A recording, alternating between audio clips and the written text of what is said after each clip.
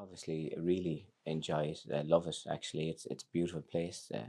It's everybody's very well looked after. Always, the ground is always beautiful. It's a very fair, fast track. Um, Best horses are there.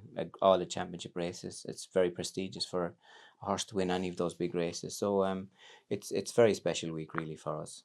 I suppose it goes without saying, but as a trainer of not only brilliant horses, but also with the breeding operation that comes with everything here at Coolmore, to have a fair track is a real asset when you're going to the races, because that's sort of one less sort of thing to worry about. I suppose the best horse normally does win. Yeah, it's obviously very flat. It's very open. There's a lot of space. I think it suits every horse really. You have to have speed in York. I think a slow horse can get in trouble, but that's all good. It exposes a horse if they haven't got speed.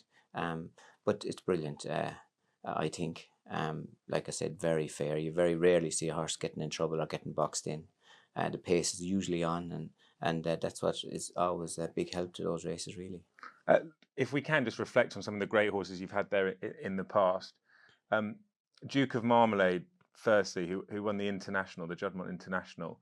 Um, Actually, I think when it was run at Newmarket, because the weather was bad at York. But looking through his form, I think he was 1 from 9 as a 2 and a 3-year-old, something like that. And then his 4-year-old career, I mean, we just saw an absolute monster, didn't we? Yeah, he was. He was very close to being very good at 2 and 3, and he just had to make a little jump. He had run very well in a lot of good races, but didn't win, especially as a 3-year-old. The races were very competitive. The horses that he was racing against were very competitive, but he was very tough, hardy, solid horse, very genuine. We spoke to Johnny Murter about him, and it was actually the first year that you sort of built up officially had the relationship you did, him being jockey here, and probably really important to have a horse like that was able to just dominate the Group Ones like he did, to sort of solidify that partnership. Yeah, I think so. Listen, Johnny was obviously a great rider, and they got on very well. And Johnny was very tough, very strong, very committed. He really suited the horse. Really, both of them had very much the same attributes. They were like super professional, and none of them would give up. And Johnny really suited him. Very straightforward. Johnny used to ride him, and over a mile and a quarter, a mile and a half, it didn't seem to matter. But like serious horse, really.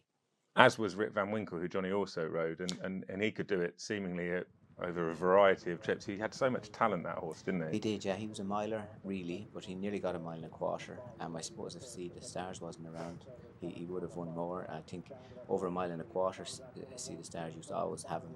But he had a lot of class as well, and like obviously he was a Galileo with loads of speed.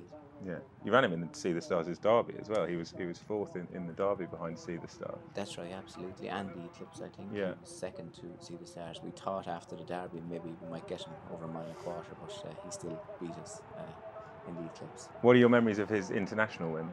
Um, of Rip Van Winkle's winning Yeah, the international. yeah. Actually, the speed he had helped him at York. He had loads of gears, and Johnny gave him a great ride. Travelled very well, and he's a great mover. Yeah, it really showed his action, I think, at York on the day. You're probably not going to love this, because I'm going to mention the 3 words "See the Stars" again, because Mastercraftsman went to York, and it was an amazing race to watch as a racing fan. We actually spoke to Johnny about the sort of idea on how you could beat See the Stars. Leading into that race, Johnny said he was in absolutely, like, couldn't have been in better form, Master Craftsman. Did you go there thinking this is our day to beat See the Stars? Yeah, well, we knew we had a chance. Like obviously, we saw what See the Stars had done, and we knew he wasn't going to be easy. And Mick obviously knew our setup very well, and there was nobody ever probably suited a horse better than Mick did See the Stars, because we met him in a lot of his big races, and we ran 2 and 3 horses against him, and Mick would have always known the way we were thinking and what we would do. And like obviously we always liked to make the races even, because then the best horse will always come through and win. And like we always it's never hard to accept getting beat if it's a fair race and a strong run race and the best horse wins, and then you accept it and you know where to go after and go on from there. But when the pace is slow and if it got messy and you got beat, and you'd say if this hadn't happened, if this hadn't happened, it's hard to accept getting beat that way. So it was tough when See the Stars was around for us, because he beat us a lot.